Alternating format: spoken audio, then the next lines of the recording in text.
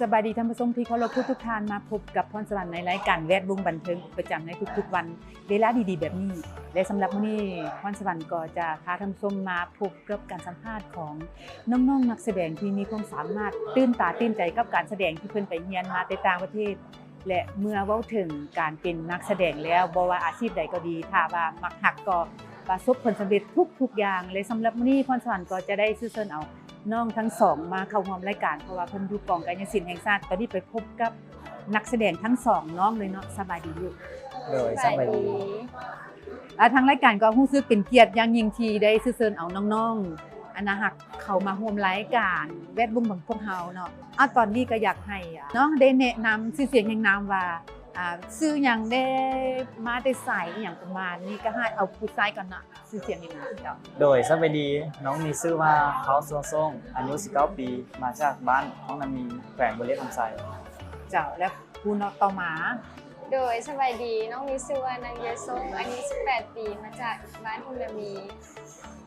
แสดงว่าเป็นไอ้น้องกันบ่ โดยเป็นไอ้น้อง ไอ้น้องคิงกันนี่นะ โดย พ่อแม่มีลูกจากคนสันเนาะ มีหลายคน ลูกเป็นลูกครูทัดกันมาบ่ โดย แล้วอยากถามเกี่ยวกับเรื่องว่าด้วยเหตุใดถึงเข้ามาในวงการของวงการศิลป์แห่งชาติมาเป็นนักแสดง ตอนแรกก็เป็นพี่น้องมาเรียนนี่ก่อนแล้วก็เลยแนะนำให้รู้จักกันเลยเข้ามาเรียน และอันนั้นก็เป็นอาย โดย และพ่อแม่ดีใจบ่ที่ได้ลูกได้เข้ามาในวงการนี้ โดยดีใจ ดีใจ เมื่อก่อนที่เข้ามาวงการนี้จักปี เมื่อก่อน10 ปี9 ปี อ๋อแล้วเฮ็ดจังไดจึงเข้ามาได้ในวงการนี้หลายๆคนก็อยากเข้าแต่ว่าบ่มีความสามารถคือพวกน้องๆ2คน ก็คือตอนนั้นก็มีพี่น้องแนะนำพอดีเขาครับนักเรียนใหม่แน่ก็เลยพี่น้องก็เลยแนะนำว่าเอามาเข้าเบิ่งก็เลยเข้ามาเรียนเบิ่ง พ่อแม่เป็นคนเฮาโมง โด โด ย ย และปัจจุบันอยู่บ้าน บ้านท้องนามี ตรงนามี โดย ท่านผู้ชมนี่แหละความสามารถบ่ว่าจะมีความสามารถด้านใดก็อย่างหรืออาชีพด้านใดก็อย่างพวกเฮาพร้อมแล้วที่จะโชว์ความสามารถลีลาในการเพราะว่าเพิ่นจะเป็นนักแสดงในการแสดงให้ประชาชนหรือว่าให้พ่อแม่พี่น้องได้ตื่นตาตื่นใจตอนนี้พวกเฮาไปพักเบิ่งกันแสดงของทั้งสองน้องว่ามีผลงานหยังที่เพิ่นได้เรียนมาตอนนี้ไปติดตามชมนำกันแล้วก็กลับเข้ามาหาพวกเฮาว่าพวกเฮาจะถามเรื่องหยังต่อไปเนาะ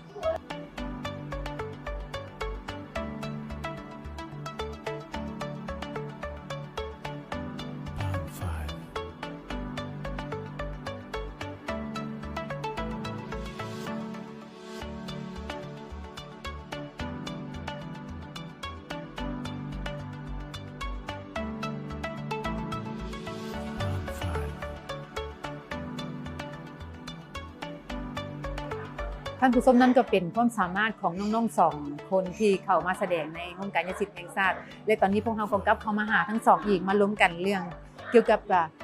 ด้วยเหตุใดเงื่อนไขในใดพวกน้องจึงเข้ามาในวงการนี้ได้ ตอนนั้นหนึ่งพ่อแม่พาเข้ามา แล้วพวกน้องด้วยความมักฮักเองบ่หรือว่าพ่อแม่ตั้งเอิ้นมา ก็เป็นความรักหักแล้วก็พ่อแม่อยากให้เข้ามาเรียนนะ และลูกเขามาโดนแล้วบ่ เข้ามาโดนแล้วก็ได้ประมาณ 8-9 ปีนี่แล้ว 8-9 ปีแล้วหลังจากนั้นมีการฝึกซ้อมเพิ่นได้ไปส่งไปเรียนอยู่ไสเนาะ โดยเข้ามาเรียนดูเรียนนี่ก็ได้ประมาณปีหนึงแล้วก็ได้ส่งไปเรียนต่ออยู่ที่เวียดนาม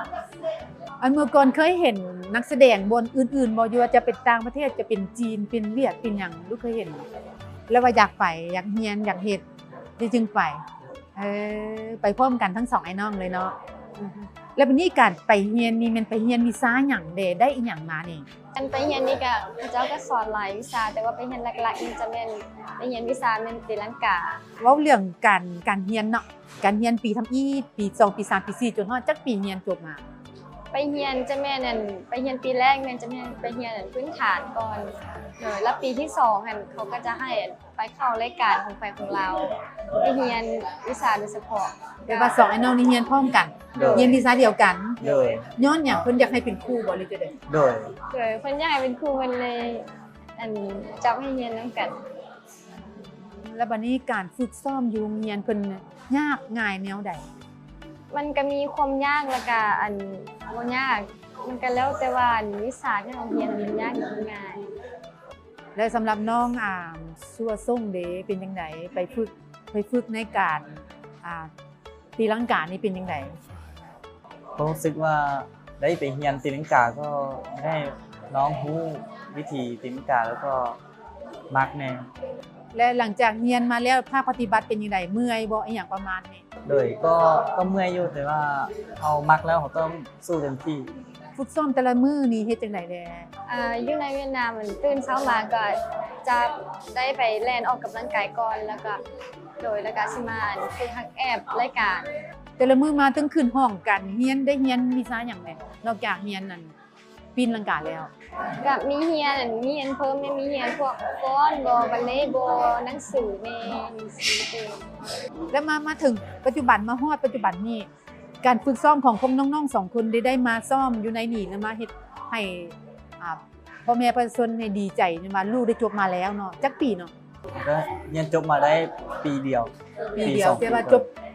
มันเป็นขั้นของมันบ่ปีหนึ่งหน้าตีบ่หรือจังได๋ เลย มาถามเรื่องว่าการแสดงนี่เป็นหยังจึงเลือกการตีลังกานี่หลายกว่าอันอื่น โดยก็อันเหตุผลที่เลือกอันนี้ก็เพราะว่าแบบมันท้าทายแน่แล้วก็อยากพิสูจน์ตัวเอง ก็เรียนหลายวิชาแต่ว่ามันเลือกอันตีลังกา เป็นพวกน้องเลือกเองหรือว่าอาจารย์เลือกให้ ก็เป็นส่วนน้องเลือกเองแล้วก็อาจารย์เลือกให้ใน และมาบัดนี้ในการกล้าเกียมที่จะไปแสดงในงานในประวัติศาสตร์ของพรรคพวกเฮานี่70 ปีพวกน้องเอาอันใดที่ไปแสดงให้มวลชนให้ฮู้ เลยท่านน้องเอารายการตีลังกาไม่เศร้าไป พ่อแม่เคยเห็นแล้วบ่พวกน้องแสดงนี่ เลยเคยเห็นแล้ว แล้วเพิ่นว่าจังไดเนี่ย เป็นก็ดีใจแล้วก็ภูมิใจที่ลูกๆเห็นได้ ท้ายๆรายการเนาะก็ขออยากให้แต่ละคนนะอวยพรถึงหมู่เพื่อนที่อยากเข้ามาเรียนอยู่กองกายศิลป์แห่งชาติของเฮานี่ เลยขอให้พวกหมู่ที่มักมาเรียนกายศิลป์ก็มาเรียนได้กับพวกน้อง แล้วก็มาเรียนเราต้องมีความอดทนในตั้งใจเรียนในมักเรียนมาเรียนแล้วมาเรียนรายการใดก็ได้ น้องน้องหลาได้เป็นจังได โดยสำหรับใครที่หมู่คนใดที่สนใจอยากเรียนกายศิลป์หรือว่าสนใจมักรายการใดมักไปในด้านใดก็สามารถมาเรียนหรือว่ามาฝึกแอมนำพวกเขาได้ เจ้าท่านผู้ชมทั้งหมดนั่นก็เป็นการให้สัมภาษณ์ของทั้งสองไอ้น้องเพิ่นมักทางด้านกายศิลป์แห่งชาติของพวกเฮาเพราะว่ากายศิลป์ก็เป็นการออกกำลังกายอย่างหนึ่งที่มีความสามารถมีความแสดงความกล้าหาญมีพรสวรรค์ด้านนี้จึงเฮ็ดได้และก็มักหักด้วยแท้ๆอาชีพใดก็ดีถ้าว่ามักหักแล้วอาชีพนั้นก็จะประสบผลสำเร็จแน่นอนท่านผู้ชมและสำหรับมื้อนี้ทางรายการของเราก็ถือโอกาสที่ขอขอบใจน้องๆทั้งสองที่สละเวลาอันนี้คุณค่ามาร่วมรายการก็ขอให้น้องได้ยืนอยู่จุดนี้แล้วก็พัฒนาตนเองตลอดไปในรายการขอขอบใจท่านผู้ชมทางคนนั้นก็การสัมภาษณ์ของทั้งสองน้องขอลาท่านผู้ชมไปก่อนพบกันใหม่โอกาสหน้าขอกล่าวคำว่าสบายดี